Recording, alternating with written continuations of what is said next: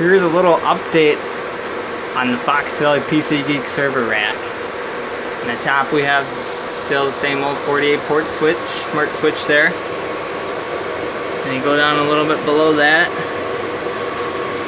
we got this Foundry Networks server Iron XL. I'm not exactly 100% sure what I'm going to do with that yet, but it's supposed to do some pretty neat traffic shaping, prioritizing, fun stuff like that. And when these LED lights go, it looks pretty sweet. It's awesome looking. I've got a power strip. Several things are plugged in on the back side because it is dual-sided. And then we have a Dell PowerEdge 2850 here. It has 4 drives in it, and no, they are not 18 gigabytes. That is just what the faceplates say. That is all up and on. It even has a floppy drive. Monitor, keyboard are now on the same shelf. Just enough clearance there. And we go down. Oh, there's the Wi-Fi access point. And now we got 2 HPs. On the DL380 on the bottom there is the router. And a DL350, or no, not 560. Bottom one's a 580, top one's a 560. That's it. I'm not sure which generation it is. It does have 246 gig SAS drives in it. That one is correct. It has 2 processors in it. It can be upgraded to 4. And the bottom one has 1 processor, which can be upgraded to 2. And there's my 3000 APC UPS there. That's a big boy. And the 1500 below with the battery pulled out. That's just chilling in there. It's not hooked up because it's too small. And in my pretty much the newest, most powerful piece, which is just in the desktop. It is all server hardware, but just in a regular desktop case.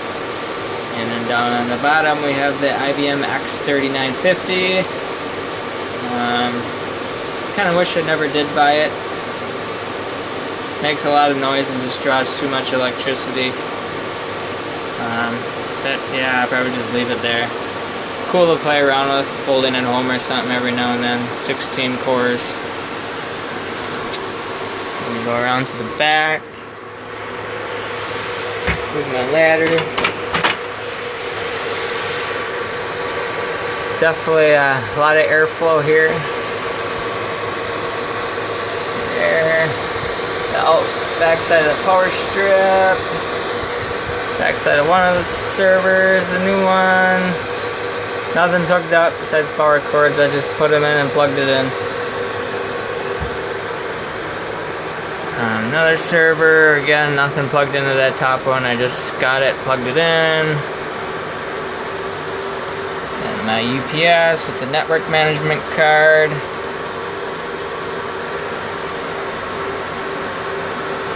And the smaller one below, you can just see how much shorter that one was. Big difference. The good server, and that big ass one on the bottom.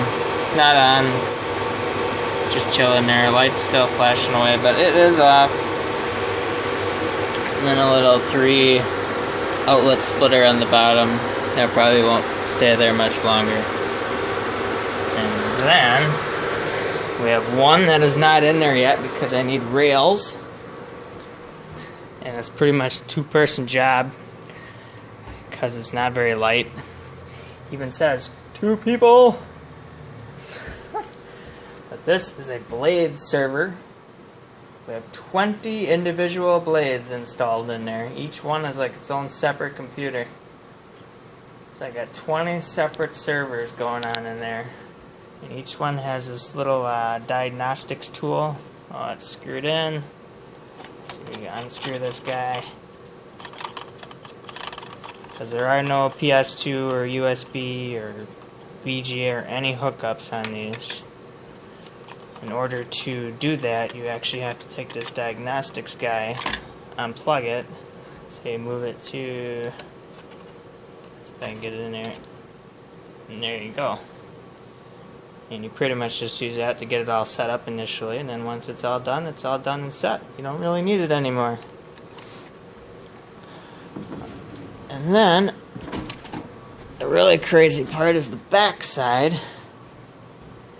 Each one of them has two Ethernet ports. So we have 40 Ethernet ports. Along with these two here, these are for daisy chaining these things together.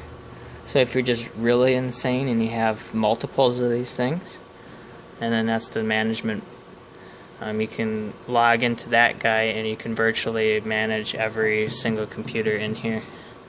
And then the serial connection, I'll need that because I'll need to reset the management. I have no idea what the IP address or anything is, and it's probably static. So I have to use this guy to reset it and gain access to it. And then down in this box, we have 10 more of the Blade servers. These are just spares. So I technically have 30. 10 can die, and I have 10 spares just chilling right here. They're all pretty much all standalone. All the hardware's on there, hard drive, memory, processor, everything's all on each board. So that is freaking awesome.